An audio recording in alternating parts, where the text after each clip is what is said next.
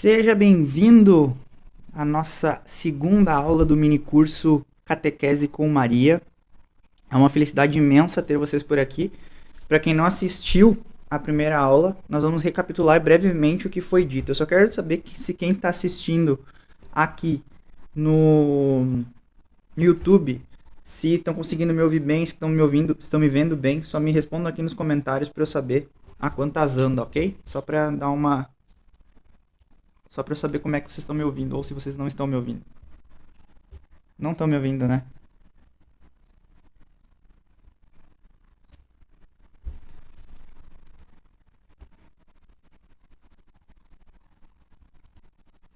Me respondam aí nos comentários. Tá tudo ok? Então tá tudo ok. Vamos lá, então.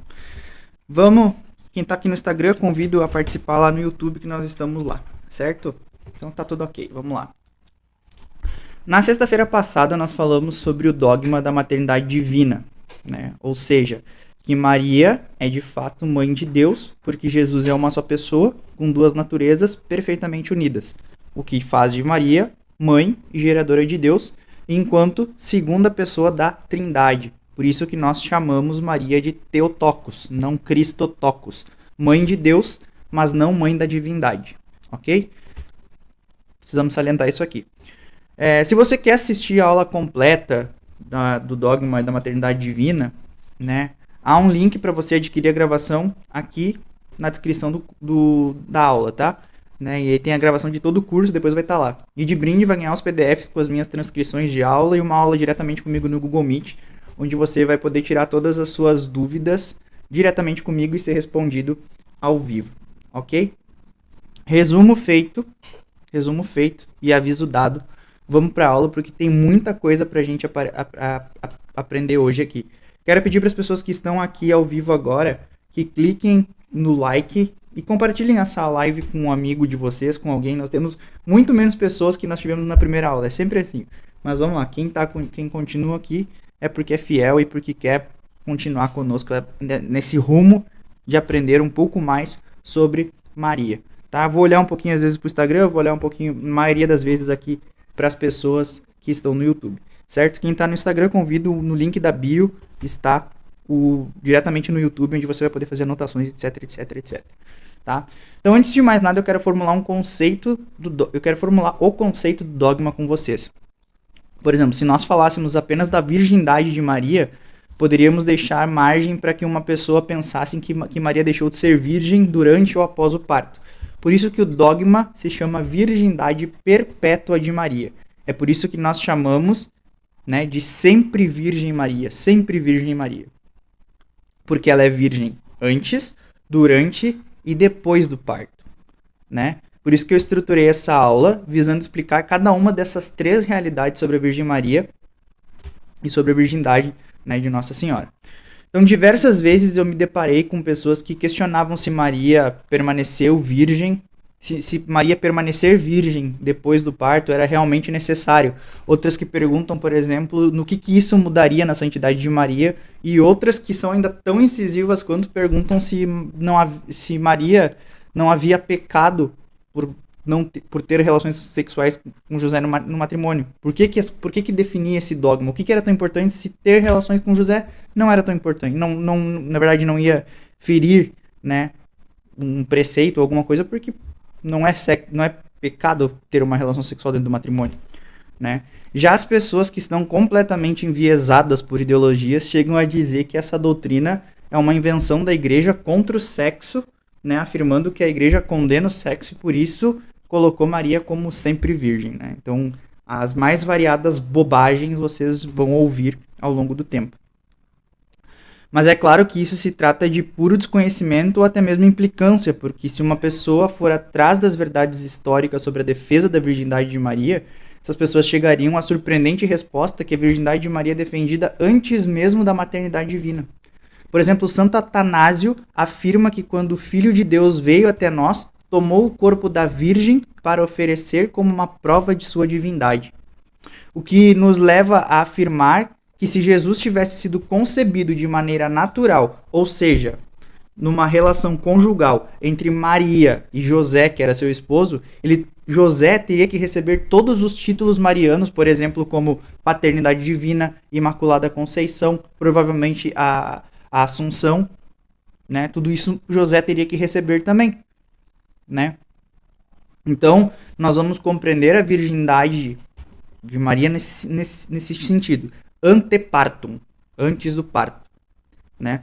Esse é o primeiro ponto que nós precisamos compreender sobre a virgindade de Maria. Então, antes de falar efetivamente dos adversários do dogma da virgindade antes do parto, nós precisamos compreender de maneira rápida o que a Bíblia nos relata sobre a concepção virginal de Nossa Senhora. Porque não é difícil nós encontrarmos essas referências, elas são bem conhecidas e difundidas, seja no meio católico ou no meio protestante, né? Então nós vemos, por exemplo, em Lucas 1 e Mateus 1. Em Mateus a gente percebe que o texto narra esse testemunho mais ou menos pela perspectiva de José, enquanto Lucas narra mais ou menos pela perspectiva de Maria. Olha o que diz em Mateus. José, filho de Davi, não temas receber Maria por esposa, pois o que nela foi concebido vem do Espírito Santo. Ela dará à luz a um filho, a quem porás o nome de Jesus, porque ele salvará o povo de seus pecados.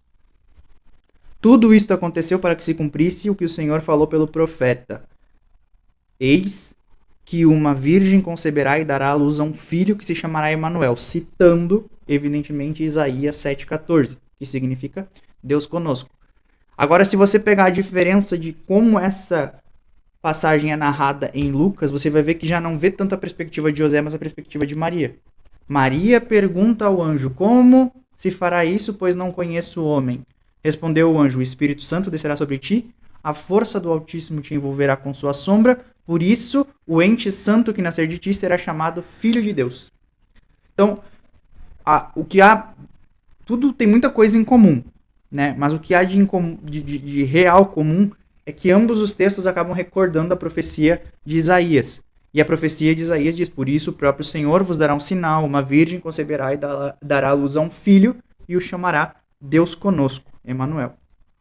Então, para os cristãos, né, em especial, sejam eles protestantes ou não, a virgindade antes do parto, né, é uma realidade bem consolidada, né? Então não há, por exemplo, você não vai ver um protestante vindo discutir com um católico se Maria era virgem ou não antes do Espírito Santo agir e ela gerar Jesus Cristo, né? Não há uma controvérsia entre católicos e protestantes, né? É uma realidade bem consolidada, mas obviamente há exceções de teólogos liberais, aí vai tanto para protestante quanto para católicos, né? Mas se engana quem pensa que a virgindade antes do parto não teve opositores. Não podemos pensar dessa forma, independentemente se antes mesmo de haver esses teólogos liberais aí com essas ideias novas, etc., né?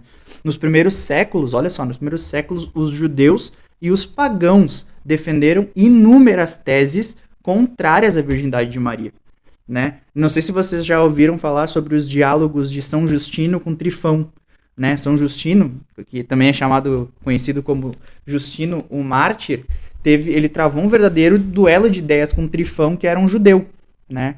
E o que Trifão fazia? Ele simplesmente satirizava a ideia de que Jesus havia sido concebido de maneira virginal, né? Ele inclusive dizia que os cristãos deveriam se envergonhar da doutrina sobre a origem virginal de Jesus, porque nessa ideia estariam presentes mitos pagãos, né? E esses mitos pagãos defendiam que um Deus geraria um filho em uma mulher humana, né? O que a gente poderia chamar, por exemplo, de teogamia. O que é teogamia?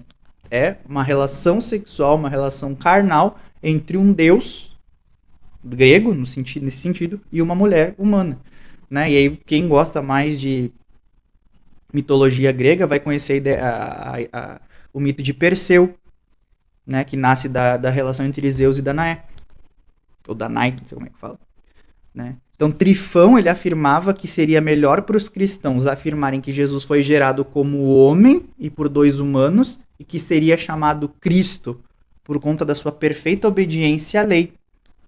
Então, os judeus até hoje negam de maneira enfática que a profecia de Isaías tenha algo a ver com a concepção de Jesus, né? Os pagãos, eles também ridicularizavam ou ridicularizam até hoje a virgindade de Maria, porque para eles seria inclusive indigno da parte de Deus entrar no útero de uma virgem para nascer, e nascer ainda por cima num estábulo, longe de toda a honraria devida a um Deus, na concepção deles, né? Então, mais na frente, eu vou mostrar para vocês as definições dogmáticas a respeito da virgindade de Maria, onde vai ficar evidente como a igreja primitiva sempre tratou como verdade histórica e de fé a encarnação virginal do Verbo, né? Mas eu quero trazer para vocês alguns questionamentos modernos que não se sustentam em si mesmo a respeito da virgindade de Maria antes do parto. Como eu falei para vocês, tem teólogos liberais que, por beberem, por exemplo, do marxismo, acabam retirando o caráter transcendente da Bíblia, né? Então, se tira o caráter transcendente da Bíblia, a Bíblia vira apenas um livro histórico ou, às vezes, até mesmo alegórico, né? Quantas vezes vocês não vê, por exemplo, o pessoal da teologia da libertação, dizendo que não houve multiplicação dos pães, e que sim, que a multiplicação dos pães foi uma analogia, uma parábola utilizada pelos evangelistas para mostrar a partilha entre as pessoas, né? Quando na verdade foi evidentemente um milagre que aconteceu, né? Então, quando se fala da maternidade divina para esses teólogos liberais, não passa de uma tentativa de historicizar uma ideia de que uma mulher conceber um filho sendo virgem, para eles é impossível, porque não existem milagres. Ou seja, quando você tira o caráter transcendente, ou seja, aquilo que efetivamente dá a fé, você historiciza aquilo, basicamente tudo passa a ser alegórico, então não há maternidade divina, porque não há milagre na cabeça desses teólogos, né? No entanto, se esses teólogos liberais que se apegam no silêncio do evangelho, por exemplo, de Marcos e das cartas de Paulo sobre a virgindade de Maria, se eles realmente tivessem compromisso com a verdade, eles entenderiam que tanto Paulo quanto Marcos também nunca deixaram implícita ou explicitamente dito que algo referente, por exemplo, à paternidade biológica de José. Nunca se citou Jesus como filho de José, biologicamente falando. Só se cita, por exemplo, Jesus como filho de José quando as pessoas de fora perguntam: não é este o filho do carpinteiro? Mas não é uma citação explícita dos apóstolos, né? Dos apóstolos inferindo sobre aquilo, né? Outros ainda tentam sustentar até hoje a influência, como eu falei para vocês, pagã do nascimento de Cristo, né? A questão não faria nenhum sentido. Não faria sentido algum os cristãos primitivos que morriam por negar da adoração aos deuses pagãos criarem uma narrativa embasada justamente no paganismo. Não faz nenhum sentido. Sendo que essa ideia de semideuses, que é fruto da teogamia, ou da mitologia teogâmica, né, não era levada a sério nem mesmo dentro do paganismo. Então, os cristãos primitivos, eles nunca trataram, por exemplo, o Espírito Santo como pai de Jesus. O Espírito Santo não é o pai de Jesus, mas que o Espírito Santo provoca o ato criador, semelhante ao que se fez na criação do mundo quando Deus disse: fiat, faça-se. E isso era sustentado por Justino, né, naqueles embates que eu falei com Trifão, né, algo que depois o Sínodo de Toledo, em 675, formulou de maneira expressa, negando qualquer tipo de paternidade atribuída a Santíssima Trindade, né? A terceira pessoa da Santíssima Trindade, que é o Espírito Santo, certo? Ou seja, enquanto o mito grego pensa numa cópula, o que é cópula? É uma relação sexual, a narrativa dos evangelhos indica um ato criador do Espírito Santo. Por isso que Jesus não é metade Deus e metade homem, porque era o que acontecia com os deuses, né? Tipo Hércules. Hércules era um semideus. Mas Jesus não, Jesus é totalmente homem e totalmente Deus. E o que é isso? A gente estudou na aula passada, união hipostática. Perfeita união das naturezas de Cristo. Eu poderia, obviamente, citar tantos outros teólogos críticos, teólogos ou críticos modernos a respeito da virgindade antes do parto, mas eu ia levar basicamente todo o tempo da nossa aula a respeito disso e nós precisamos avançar, né, para compreender essas 3 realidades do dogma. Mas o que nós precisamos compreender é que desde os primeiros séculos, né, e desde os primeiros símbolos apostólicos, ou seja, os primeiros credos, os primeiros creios da igreja, que são datados inicialmente do século II, desde esse tempo, a igreja confessou que Jesus foi concebido no seio da Virgem Maria, somente pelo poder do Espírito Santo. Preste atenção nos termos, porque os termos fazem toda a diferença aqui no que a gente está conversando, tá? Pelo poder do Espírito Santo. E também, né, se afirmou o aspecto corporal do acontecimento. Jesus foi concebido sem sêmen, por obra do Espírito Santo, né, como confirmou o Sínodo Lateranense em 649, né.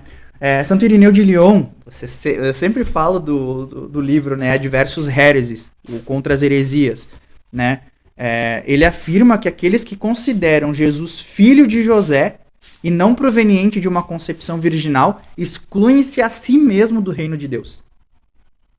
E outra coisa que eu preciso salientar para vocês, né, é alguns aspectos teológicos da virgindade de Maria que fazem com que a gente possa compreender melhor a grandiosidade do mistério, né? Primeiramente, nós compreendemos que somente Deus toma a iniciativa da encarnação.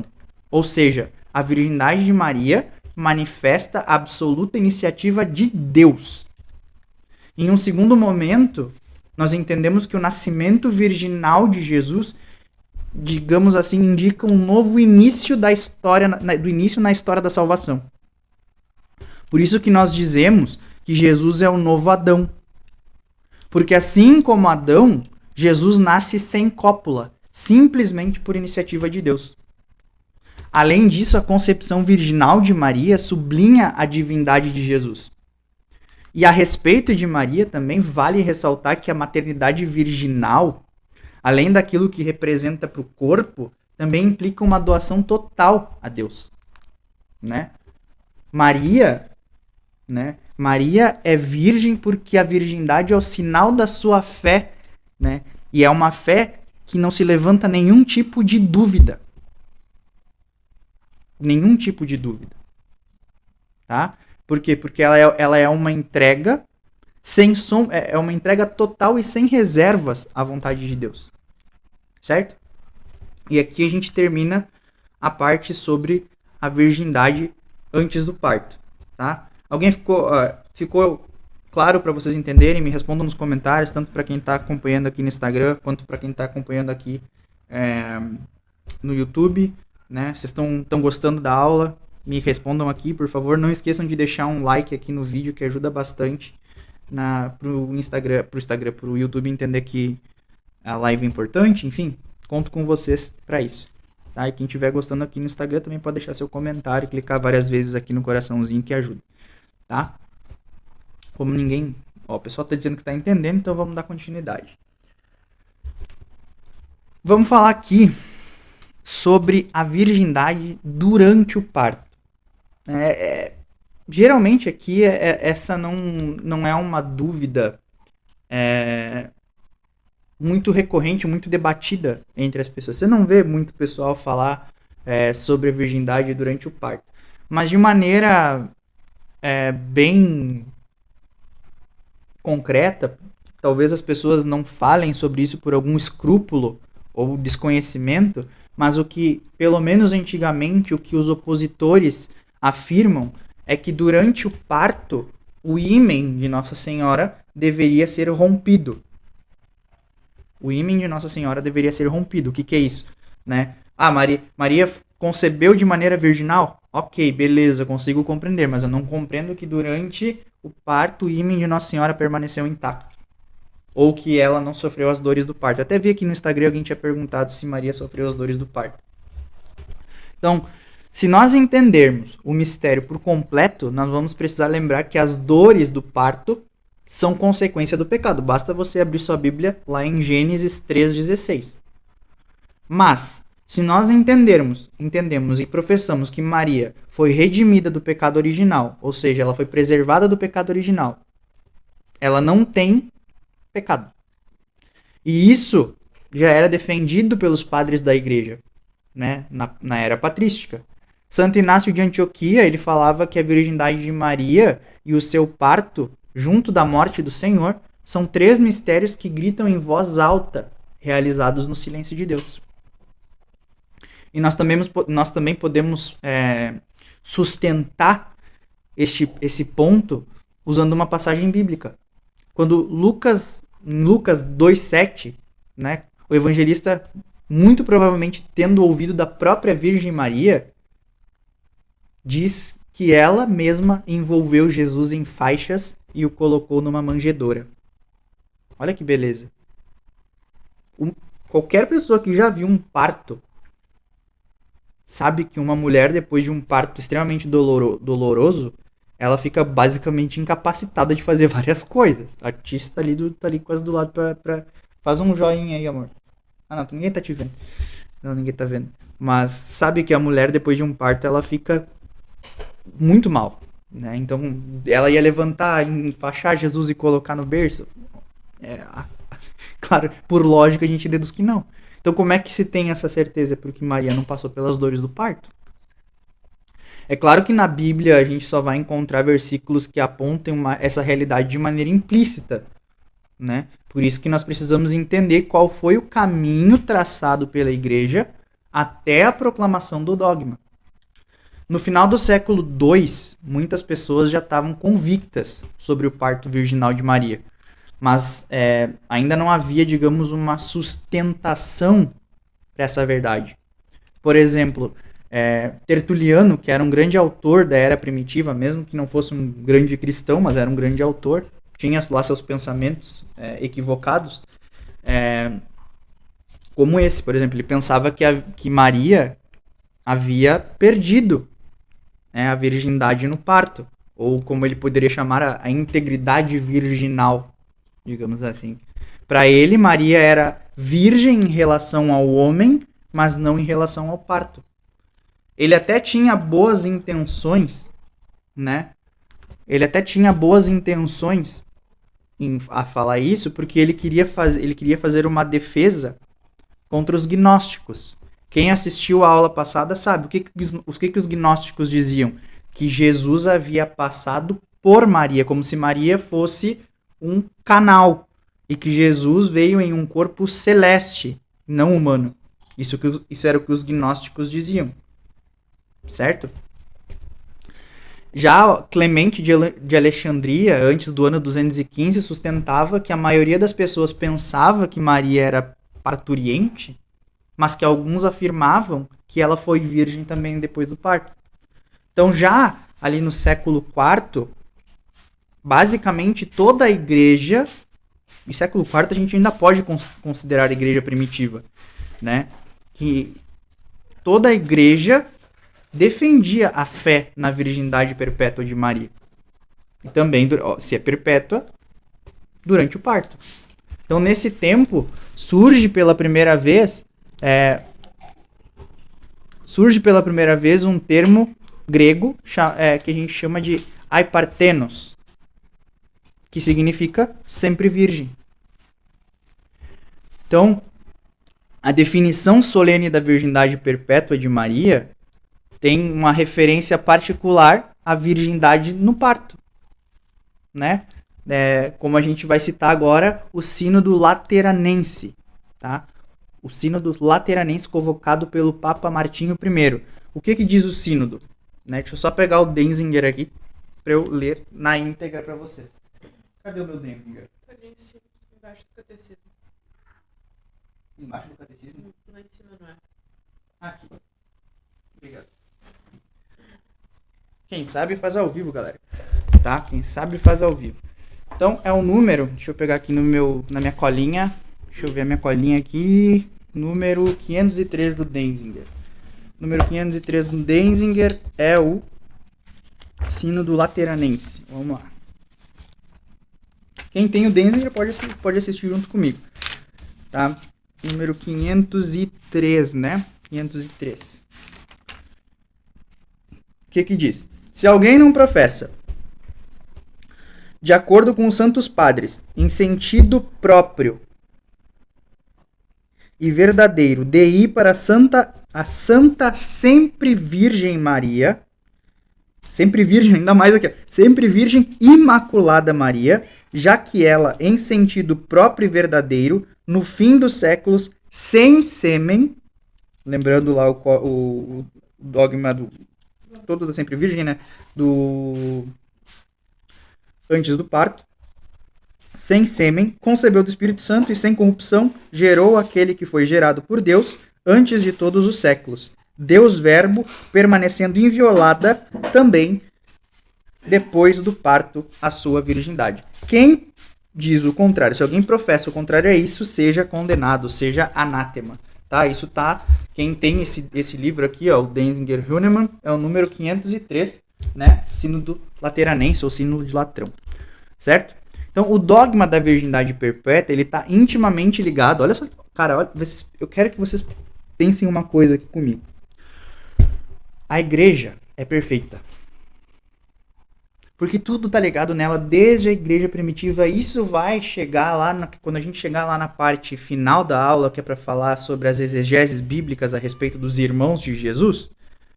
Nós então vamos entender que a igreja ela é perfeita porque tá tudo fechadinho. Então, o dogma da virgindade perpétua, mesmo que ele tenha sido proclamado antes do dogma da Imaculada Conceição, está ligado diretamente com o dogma da Imaculada Conceição. Porque a graça preservadora que isenta Maria do pecado original, a liberta, ou seja, a deixa livre das suas principais consequências pessoais, não somente na alma, mas também no corpo. Alan, mas Maria, muitas pessoas dizem que Maria morreu. Sim, mas não experimentou a corrupção do corpo. Ok? Mas a gente vai explicar melhor na última aula, que é o dogma da Assunção de Maria. Certo? Então chegamos aqui onde a maioria de vocês queria chegar. E eu sei, e eu vou até perguntar para vocês. Quem tava ansioso para ouvir o Alan falar contra as acusações de que Jesus tinha outros irmãos? Porque tá na Bíblia lá, Simão, Tiago, não sei o quê. Quem tava ansioso por essa parte, comenta aqui, eu. Quero ver várias pessoas comentando eu. Porque eu sei que vocês estavam com essa dúvida. Então hoje nós vamos tirar essas dúvidas a limpo. Tá? Nós vamos tirar essas dúvidas a limpo. A respeito dessa falácia, a respeito dos irmãos de Jesus. Tá? Eu não sei se eu tô indo muito rápido hoje, mas é que eu confesso que eu tô bem cansado por causa dessa doença aí que a gente ficou e me dá muita dor nas costas ficar dando aula. Eu até pensei em cancelar a aula pra fazer em outro momento, mas não ia deixar vocês na mão, né? Eu ia ser fiel aos poucos que são fiéis. Mas vamos lá. Virgindade depois do parto. Ó, várias pessoas dizendo eu. É claro que é necessário haver uma aula só para examinar os textos bíblicos a respeito dessa realidade, né? Porque a gente está diante das mais variadas acusações protestantes e que elas recaem sobre a virgindade de Maria. Então eu vou falar brevemente sobre os textos bíblicos, mas antes da gente chegar lá nos textos bíblicos, eu quero convidar vocês a uma reflexão que é muito importante, tá? Que é basicamente o que eu falei antes de ler o texto aqui. Vou fazer uma pergunta para vocês me respondem nos comentários. Tá? Me respondam nos comentários. Olha, prestem atenção. Um grande abraço pro meu amigo Jonatas que entrou aqui. Deixa eu deixar um aceno. Essa pergunta ela é fundamental para que vocês consigam ter fé na igreja sempre. Olha só. Vou fazer umas perguntas para vocês. Quem quiser me responde aqui nos comentários. Quem é que está mais preparado ou autorizado a nos dar uma informação segura a respeito da virgindade de Maria, a nos dizer como deve se pensar a respeito da virgindade de Maria? Quem é que está mais autorizado? A Igreja Católica, que vem dos tempos de Cristo, que recebeu na fonte dela, que recebeu diretamente da fonte, ou seja, o ensino dos apóstolos, ou os protestantes que surgiram apenas no século XVI? A Igreja Católica está mais autorizada a fazer isso, ela que rapidamente dissolveu toda e qualquer dúvida sobre e acabou proclamando como verdade a fé na virgindade perpétua, ou o protestantismo que tem tantas outras dúvidas sobre eles mesmos, com informações na maioria das vezes desencontradas. Quem tem mais autoridade? Pergunto. Quem quiser me responder, me responda aí nos comentários. Quem tem mais autoridade? Então eu só deixo esse questionamento, né, para aqueles que se baseiam unicamente na sua interpretação pessoal dos evangelhos, para sustentar que Maria não é virgem de maneira perpétua. Porque se os pais da igreja, olha só, será que os pais da igreja também não tinham acesso a esses evangelhos? Será que o magistério da igreja não tinha também acesso a estas mesmas páginas da Bíblia? Então, o que de maneira efetiva, e essa é outra pergunta que eu faço, eu me questionei muito isso quando eu estudava a Igreja Católica. O que a igreja, de maneira efetiva, assim, o que a igreja de maneira efetiva ganharia com a proclamação desse dogma? Porque em nada Maria ter tido ou não filhos com José mancharia na santidade dela. Ela não deixaria de ser menos santa porque teve filhos com José. Então por que a igreja simplesmente declarou isso? Porque é verdade. Essa é a razão para a igreja proclamar o dogma da virgindade perpétua. A verdade. Por isso que eu vou começar aqui trazendo aquilo que os padres da igreja afirmavam sobre a virgindade de Maria após o parto. Santo Ambrósio, que foi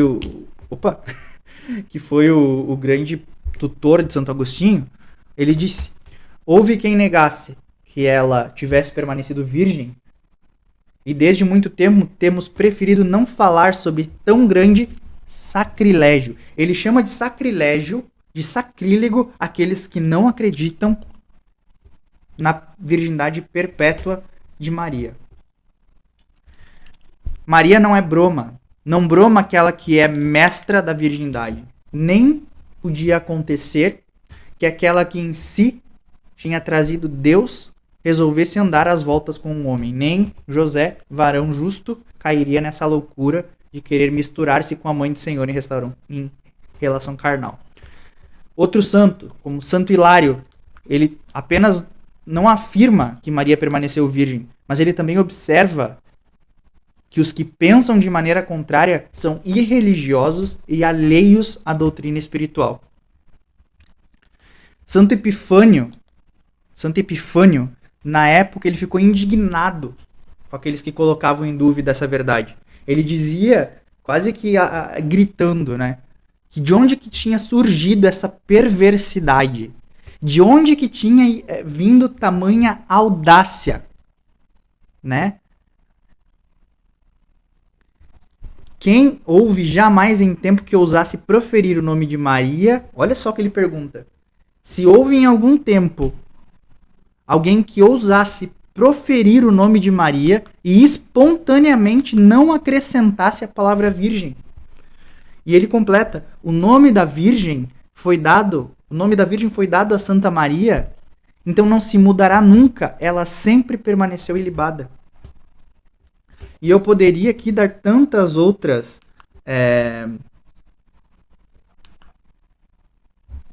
citações, mas eu quero finalizar com uma de São Basílio. São Basílio, ele demonstra o motivo dessas indignações que eu citei aí de Santo Hilário, Santo Ambrósio e Santo Epifânio.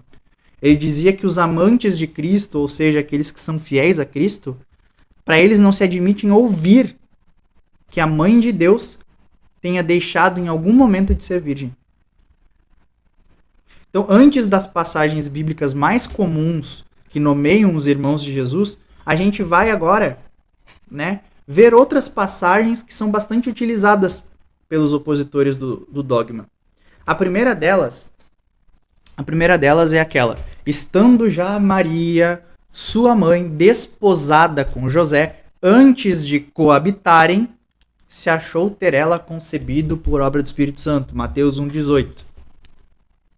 Então, tanto no português como no grego, que é original, o verbo usado em grego, né, é sinerkomai, eu não sei falar em grego, é mais ou menos isso. Né? Quem tiver comprado lá o link lá vai ter acesso ao PDF que vocês vão ver melhor a palavra, né? Mas esse verbo, ele tem dois sentidos. Então, ele tem o sentido de reunir-se ou morar, reunir-se no mesmo lugar ou morar junto, ou ter relações carnais. Se hoje, na era moderna, o português, né, o verbo coabitar começa a ser empregado mais no sentido de ter relações carnais, isso não tem nada a ver com a questão, porque a Bíblia foi escrita antes do português existir. Mas, afinal, né, qual que é o sentido dessa frase? Então, a gente precisa resolver uma outra questão, né? Se você pegar o texto da Anunciação, né, por exemplo, o que vai querer dizer lá no desposado? Maria é casada ou é noiva? Uma virgem que estava desposada, né? Desposada quer dizer casada ou noiva? Se a gente não consegue chegar a esse, digamos, esse impasse, se tem mais por tradição. A tradição, na maioria dos exegetas, né, afirmam que Maria estava noiva, ou seja, que ainda não morava junto com José. Portanto, nesse caso, o coabitar da passagem de Mateus significaria que eles não estavam morando juntos ainda. Mas aí vai chegar o protestante, né? Mas e se os outros exegetas, que diziam que eles moravam juntos, já estivessem corretos? Então significa que coabitar seria ter relações sexuais? Então, nesse caso, claro, eu tô aqui quase falando que quem tinha que estar aqui dando essa aula era o Vitor Vitorelli, o cara é monstro nessa questão de análises lógicas, né? Mas, se os outros exegetas, né, estivessem corretos, nesse caso, essa objeção, ela estaria sob condição. Ou seja, que usar esse argumento como prova cabal que José e Maria tiveram relações é algo totalmente falho ou ilógico. Ilógico não, mas temerário. Porque afirmar que antes de ter relações sexuais não significa, de uma maneira efetiva, que realmente tiveram. Até porque não seria de interesse evangélico, e quando eu falo de interesse evangélico, seria a questão dos evangelhos, agora me faltou a palavra. Dos evangelistas. Até porque não seria, né, de interesse evangélico citar a vida conjugal de Maria e José. Sendo que o evangelista, Mateus, nesse caso, ele não tinha acesso a essa realidade. Você acha que Maria ou José iriam contar para Mateus se tiveram relações sexuais depois que Jesus nasceu? Então a intenção de Mateus ao narrar o fato, ela é bem clara. Frisar, tá, que não houve intervenção humana no nascimento de Jesus. Ou seja, Mateus está escrevendo que eles não coabitaram, que eles não tiveram, ou que não tiveram relações, justamente, né, caso o coabitar seja no sentido de que eles já moravam juntos, então coabitar seria no sentido de não ter relações, ele estaria escrevendo muito mais no sentido de provar que José não tem nenhuma relação com a geração de Jesus.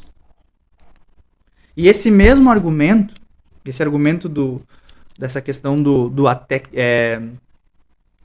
antes de, foi usado contra Euvídio. Euvídio foi um herege que apareceu também lá na igreja primitiva e que São Jerônimo refutou ele da seguinte forma, até bem engraçado. Né? Ele citou 3 frases. Então, por exemplo, antes de almoçar naquele porto, embarquei para a África. Paulo apóstolo, antes de chegar à Espanha, foi preso. Euvídio, antes de fazer penitência, morreu. Então, por exemplo, o que ele está querendo dizer? Que, antes de eu almoçar no porto, ou seja, eu embarquei para a África, então eu não almocei no porto. Paulo, antes de chegar à Espanha, foi preso. Então, Paulo foi preso antes de chegar à Espanha, ou seja, ele não chegou na Espanha. E Euvídio, antes de fazer penitência, morreu. Ou seja, Euvídio ia até fazer penitência, mas morreu. Então, o que antes de fazer, nesses casos citados, equivale efetivamente a sem fazer. O que de fato acontece com Maria, por exemplo, na passagem de Mateus, caso ela estivesse morando junto de José, o que a maioria dos exegetas não defendem. Ok? Então, outro ponto defendido pelos protestantes e também pelos adversários do dogma é a questão da palavra primogênito. Quem nunca ouviu? Me conta aqui quem já foi interpelado por algum protestante dizendo que Maria teve outros filhos porque Jesus era o primogênito, então com certeza ela havia tido outros filhos. Me conta aqui nos comentários. Tem duas passagens que usam esse termo, né? Principalmente na Vulgata, que é o texto em latim, que é Lucas 2:7 e Mateus 1:25. Mas só a título de informação para vocês, a palavra primogênito não aparece em Mateus, tá? Que não está em grego. Mateus foi escrito em grego, não está em grego.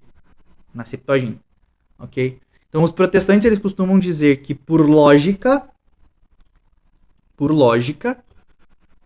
se há um primogênito, significa, portanto, que há outros filhos. Então, se no texto diz primogênito ao invés de unigênito, logo significa que existem outros filhos, logo Maria não permaneceu virgem. Isso não passa de uma falácia ou de desconhecimento puro. Por quê? Porque é necessário compreender qual o sentido que os hebreus, ou seja, os judeus, empregavam para a palavra primogênito. Primogênito era simplesmente aquele do qual não tinha nascido outro. Nascessem outros depois ou não, isso não importava. O primeiro que nascia sempre era o primogênito. E como sempre tinha algo de especial. Por quê? Porque se vocês lerem sobre a lei judaica, o primeiro filho era consagrado a Deus, como previa a lei de Moisés. Se você ler Êxodo 13, né? Consagra-me todos os primogênitos que abrem o útero de sua mãe entre os filhos de Israel. E Lucas chama Jesus de primogênito justamente por conta disso. Porque se você vê ainda no Evangelho de Lucas, alguns versículos à frente, nesse mesmo capítulo, você vai ver que Jesus é levado para ser apresentado no templo como o primogênito que era.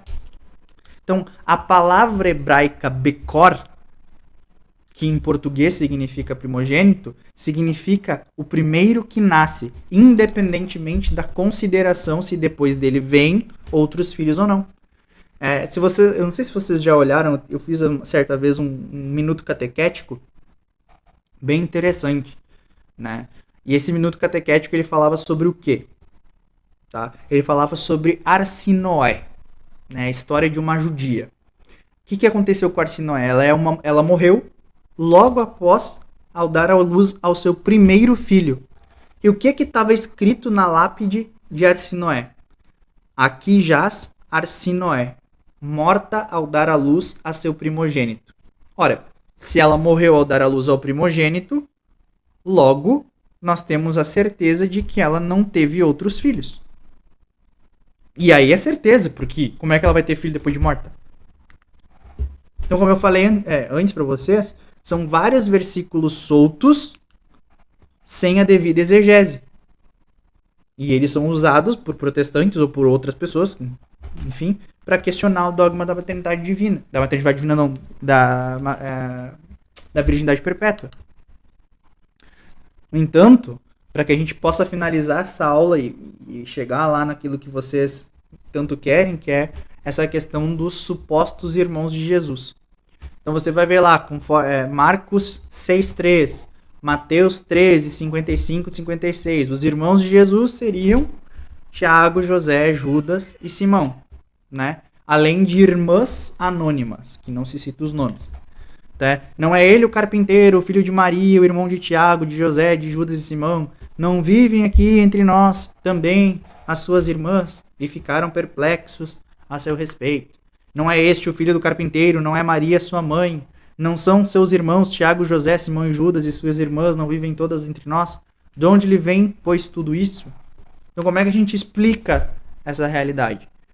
Né? A Sagrada Escritura nos dá claros indícios de que os supostos irmãos de Jesus não eram filhos da mãe de Jesus. Mas, digamos assim, em parentes em sentido amplo. Existe uma palavra grega chamada adelphoi. Delpha, não sei falar em grego, né? Deveria ter ouvido no Google Tradutor antes de falar. Nos evangelhos ela é traduzida por irmãos, né? E equivalente ao vocábulo bíblico e semita a, que significa parentesco geral. Então, tanto em aramaico como em hebraico, o termo a não significa somente os filhos dos mesmos genitores, né? Mas também os primos, parentes mais distantes, né? Porque naquela época havia uma pobreza vocabular, né? Como a gente pode ver em várias passagens bíblicas, Gênesis, Crônicas, Samuel, enfim, né? E a gente pode ver na Bíblia, por exemplo, Abraão, o que ele disse a Ló? Rogo-te que não haja discórdia entre mim e ti, nem entre nossos pastores, pois somos irmãos. Eis aí toda a terra, blá blá. Então, tem várias coisas que ele vai falar a respeito, né? E de Ló e tal, né?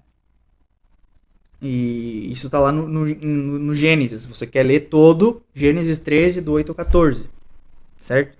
Mas o que quer dizer, por exemplo, o que Santo Agostinho fala? Né? Que Abraão era tio e não irmão de Ló. Né? E aí Santo Agostinho diz que quando vocês ouvirem falar dos irmãos do Senhor, pensem logo que se trata de algum parentesco que os une a Maria, sem imaginar que ela tivesse outros filhos. Isso é Santo Agostinho falando.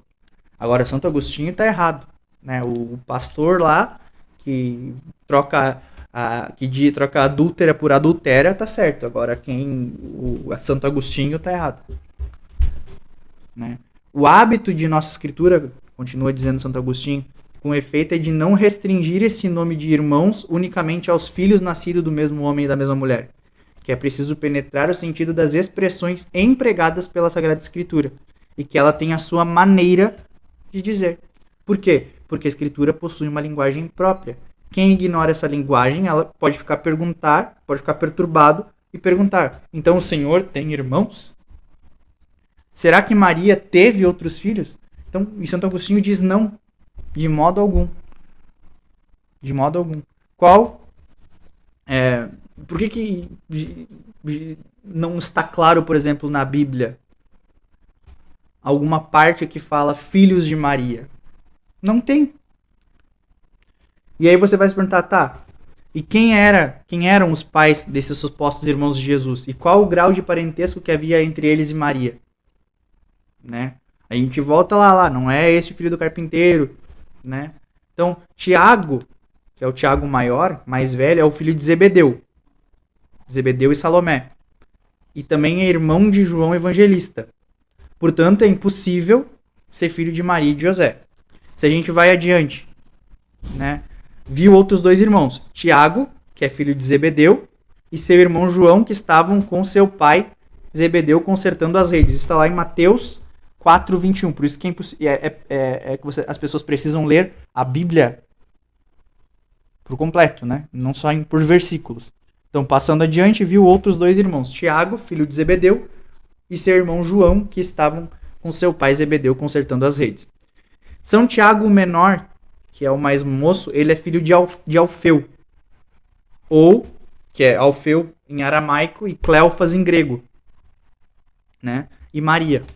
Não Maria Nossa Senhora, né? Outra Maria. Filipe, e aí, daí você vai ver lá no Evangelho, né? Filipe, Bartolomeu, Tomé e Mateus, o publicano, Tiago, filho de Alfeu e Tadeu. Essa lá em Mateus 10. Lucas 6:15, Atos 1:3. Junto à cruz estavam de pé sua mãe Maria, a irmã de sua mãe, Maria, mulher de Cleofas ou Alfeu em aramaico, e Maria Madalena. Tá lá, João 19:25. Ora, Maria, mulher de Cleofas ou Alfeu, como você preferir chamar, e é tia de Jesus. A irmã de sua mãe, Maria, mulher de Cleofas, é a mãe de Tiago menor. Ou seja, esse Tiago menor também é impossível de ser filho de José e Maria. Judas era também, e não aqui, a gente não está falando aqui do Judas Iscariotes, mas o outro Judas, que a gente chama de São Judas Tadeu, né? Judas era irmão de Tiago menor. Judas, servo de Cristo e irmão de Tiago, tá lá em Judas 1:1. Tá na Bíblia, basta procurar. Certo? Então, se a gente vê aqui em Mateus 27:5-6, fala de Maria, mãe de Tiago e José, Marcos 15:40 fala de Maria, mãe de Tiago menor e de José. E por fim, São João, em 19:25, fala, né, da irmã de sua mãe, Maria, mulher de Cleofas. Todos esses relatos estão referentes às mulheres, às mulheres presentes na crucificação de Cristo. E isso demonstra o quê? Por aí se vê que a mesma Maria, que é apresentada por São João como tia de Jesus, ou seja, irmã de sua mãe, é apresentada por São Mateus e São Marcos como mãe de Tiago menor e de José. E é claro que não se trata de Maria Salomé, que é a mãe dos filhos de Zebedeu, e portanto é a mãe de Tiago menor. Certo? Tiago menor e São José são primos de Jesus e são os primeiros que encabeçam a lista, aquela lista que a gente viu lá no início. Tiago, José, Judas e Simão, né? E de fato o apóstolo São Judas, que é São Judas Tadeu, era irmão de São Tiago. São Tiago menor nesse caso, né? Porque ele diz no começo da epístola: Judas, servo de Jesus Cristo e irmão de Tiago. Então, tanto os evangelhos de São Lucas, lá em Lucas 6:16, perdão, como os Atos dos Apóstolos, lá em Atos dos Apóstolos 1:13, que é usado para diferenciar São Judas Tadeu de Judas de Iscariotes, chamam a Judas Tadeu e Judas, irmão de Tiago. Na verdade, chamam Judas Tadeu de Judas, irmão de Tiago, para diferenciar de Judas Iscariotes. Então, aqui cai por terra essa alegação dos protestantes de que Maria teve outros filhos além de Jesus, que é uma alegação baseada no que o Evangelho fala nos irmãos de Jesus. Então, a gente não só provamos, né, que entre os hebreus se chamavam de irmãos os parentes próximos, mas também a gente mostra que a lista dos nomes apresentados como irmãos é encabeçada por 2 primos, filhos da irmã da mãe de Jesus. Logo, não tem nenhum valor isso que falam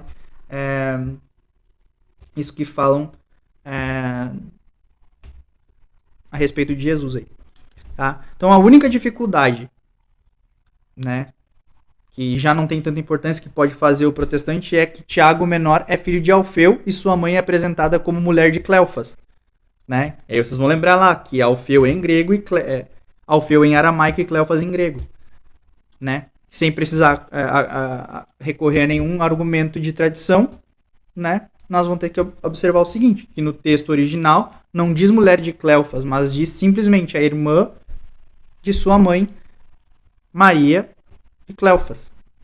Texto do grego, né, lá em João 19:25. Não podia chamar Maria de Cleofas por causa do pai ou por outro motivo. Né? E também a gente não fala, por exemplo, que a mesma Maria que tenha se casado com Alfeu e dele tenha tido São Tiago menor e depois se casado com Cleofas e ter tido outros filhos, ou mesmo deixado de ter. Tiago é o único apontado nos evangelhos como filho desse Alfeu, pois o Alfeu, pai de São Mateus. Certo? Já, o pai de São Mateus deve ser outro. Ok? Então tem várias coisas aí. Maria, mãe de Jesus, teve irmãos? Teve irmãos, eu não sei, mas irmãs teve, a gente já falou aí. Tá? Então, é muito simples a gente conseguir trazer toda essa refutação. Eu até vou trazer um livro aqui do qual eu me baseei toda essa aula, tá? Que é esse aqui, ó. Quem tá vendo aqui no Instagram e aqui, tá? Esse livro aqui se chama A Legítima Interpretação da Bíblia. Então tem um capítulo só para essa questão dos irmãos de Jesus, que foi basicamente onde eu me baseei toda ela a respeito de Nosso Senhor, de Nossa Senhora e os supostos irmãos de Jesus, certo? Então tá tudo aqui, né? Se eu falei muito rápido, vocês podem voltar à aula e depois ouvir de novo, tudo mais, né? Então tá tudo aqui. Então, seja Alfeu, o mesmo Cleofas ou não seja, isso pouco importa, tá? O fato é que Maria de Cleofas é irmã de Maria, mãe de Jesus e ao mesmo tempo mãe de Tiago e de José. Para quem estava perguntando ali na parte de José, José é irmão de Tiago, tá? O Tiago menor, tá bom? Então, tá tudo aí, tá? Mas aí você vai se perguntar, que eu até esqueci de falar aqui, das irmãs de Jesus, que vai se falar aqui o seguinte: além de Tiago, José e Judas estão as irmãs de Jesus, sobre as quais São Mateus apresenta os judeus dizendo: e as suas irmãs, não vivem elas todas entre nós? Então, ora, para se dizer assim todas, é preciso que sejam de 3 para cima. Além disso, Tiago e Judas eram apóstolos, mas São João no seu evangelho já fala em irmãos que são hostis a Jesus, e lhes diziam: sai daqui e vai para a Judéia, para que também teus discípulos vejam as obras que tu fazes. Então ali na Galiléia não estavam de todo favorável ao divino mestre, porque nem ainda seus irmãos criam nele. É, portanto, mais uma tropa de irmãos a engrossar a fileira dos filhos de Maria, né?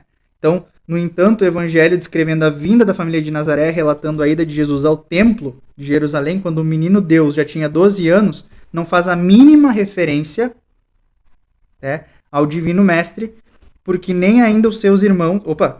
não faz, se Maria tivesse assim tantos filhos nessa ocasião, já deveria ter alguns. Ou seja, naquele tempo, o filho mais velho, ele era responsável pelos outros irmãos, né? Ele era referência pelos outros irmãos. Tá? Então, além das referências bíblicas que a gente teria aqui para falar, a gente tem outras coisas para dizer, né? Outras coisas que não são agora, que são mais lógicas do que bíblicas. Ao morrer, Jesus confia sua mãe a João, filho de Zebedeu e Salomé, João Evangelista. Se Maria tivesse outros filhos, esses também tinham a obrigação de estar ali ao seu lado amparando, ou simplesmente todo mundo fugiu, né? Todo mundo deixou Maria na mão, todo mundo assim, ó, rejeitou Maria, ninguém quis ficar com ele, né? E aí Jesus entrega Maria para João e não para os outros tantos irmãos que ele tem. Engraçado, né? Na viagem para Jerusalém, como eu falei, a fim de celebrar a Páscoa, quando Jesus tinha 12 anos de idade, ele estava com Maria e só com Maria e com José. Caso Jesus tivesse outros irmãos, estes seriam mais jovens que Jesus, que tinha 12 anos, contradizendo o papel desempenhado pelos irmãos, por exemplo, né? Que Jesus teria que desempenhar o papel de irmão mais velho.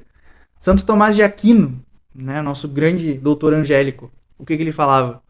Né? Ele falava que desde toda a eternidade, Jesus é filho único do Pai, e convém, por isso, que Jesus seja no tempo, né, no tempo presente, ou naquele tempo que ele viveu, o filho único de Maria.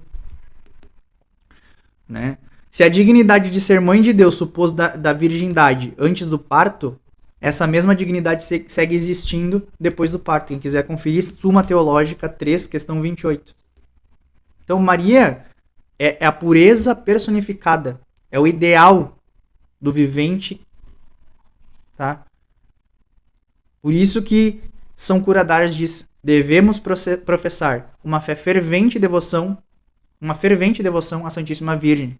Se quisermos conservar essa virtude, da qual não nos deve caber dúvida alguma, se considerarmos que ela é a rainha, o modelo de patrona das virgens. Né? Então, finalizo a aula aqui. Né? Levamos uma hora aí para falar sobre essas realidades. Espero que tenha sido útil para vocês. Quem gostou da aula, comenta aí, gostei da aula, sei lá, qualquer coisa, né? Só para dar mais um engajamentozinho legal aí, né? Hoje eu achei que nós teríamos achei que a aula teria só 30 pessoas hoje, né? Juntando o Instagram com coisas, a gente chegou a bater 100 pessoas, 120 pessoas aí. Foi legal, foi bacana, interessante, fico bem feliz. Então, se você gostou da aula, deixa um comentário aqui. Quem tá nos grupos do WhatsApp, diz que a aula foi legal, movimento pessoal, porque semana que vem nós temos a aula da Imaculada Conceição, que é uma das aulas mais complicadas de todas, né? É uma das aulas mais complicadas de todas porque ela envolve um mistério de méritos da cruz, méritos de Jesus de maneira atemporal. Ou seja, como que Maria foi salva por Cristo antes mesmo do sacrifício acontecer no tempo da Terra. Então a próxima aula vai ser uma das mais doidas que vocês vão ter comigo. Então eu faço o convite para vocês. Estejam comigo na sexta-feira que vem, mesmo horário, mesmo canal, certo? Estou tentando manter as aulas em 1 hora, por isso que eu dei uma apressada, né? Eu vou corrigir todos os errinhos que tem no meu PDF e entre hoje e amanhã já coloco para quem adquiriu o curso, tá? Já vão anotando suas dúvidas para a aula que a gente tiver ao vivo, né? Com os que assinaram o curso. Quem quiser assinar o curso, tá R$ 15, tá? O curso Catequese com Maria, ou seja, com todas essas aulas salvas, mais os PDFs, mais uma aula bônus exclusiva só para quem comprou. É apenas R$ 15, é basicamente um preço simbólico. O link para adquirir está aqui na descrição do YouTube, tá? Na descrição da aula do YouTube. Então eu espero que vocês estejam lá para comprar. E quem não quiser também não tem problema. Acompanhem as aulas ao vivo aqui, tá de bom tamanho. Tá? Quem está perguntando se ela vai ficar salva 24 horas, sim, vai ficar salva 24 horas. Certo, pessoal? Espero vocês na próxima aula. Fico muito feliz de estar com vocês aqui. Não esqueçam de deixar um like, não deixem de se inscrever no meu canal, que ajuda bastante, tá bom? Fiquem com Deus e até a próxima. Tchau!